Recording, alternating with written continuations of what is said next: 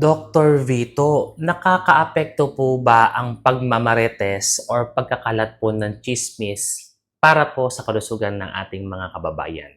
Number one, kapag sinabi nating mga marites or tsismis, ito po yung mga fake news na karaniwan din pong pinapakalat through online platform. Kadalasan ito po ay nakakaapekto sa ating mga kababayan.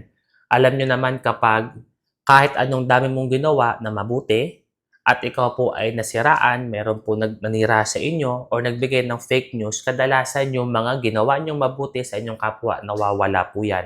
Bagkos yung pong pinakalat pong maling impormasyon sa inyo ay makakaapekto po yan. Kaya nga po kailangan natin maging mapagmatsyag, mapanuri. Dahil yung isang maliit na information na meron po kayo ay pwede pong makasira po ng reputation ng isang pasyente, ng isang tao. Makasira po ito ng isang magandang samahan.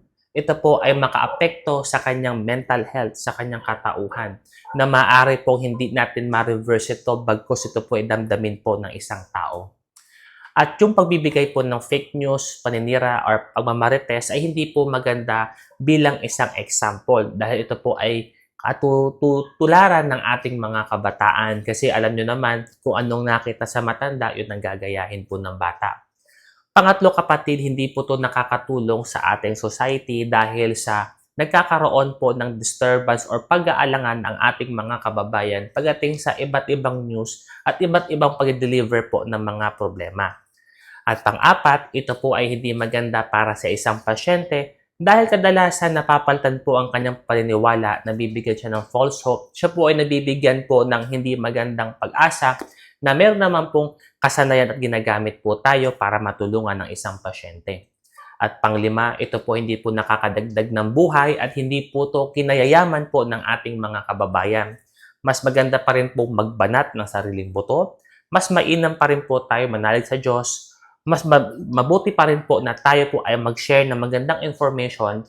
At pang-apat po, mas maganda po na ating mahalin ng ating sarili gaya ng ating pagmamahal din sa ating kapwa. Ating pong tulungan ng ating mga kababayang makaahon, bagkus wag po natin silang tulungan kung paano po sila babagsak.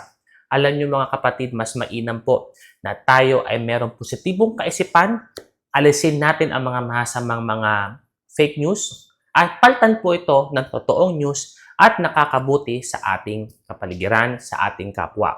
Kaya bilang pong vlogger, at bilang doktor, ating pong tulungan ang mga kababayan po nating makaahon po sa mga pagkakasala kagaya po or pagkakapahamak kagaya po ng paglalaganap ng fake news at sa halip na sila po ay makatulong sa ating mga kababayan.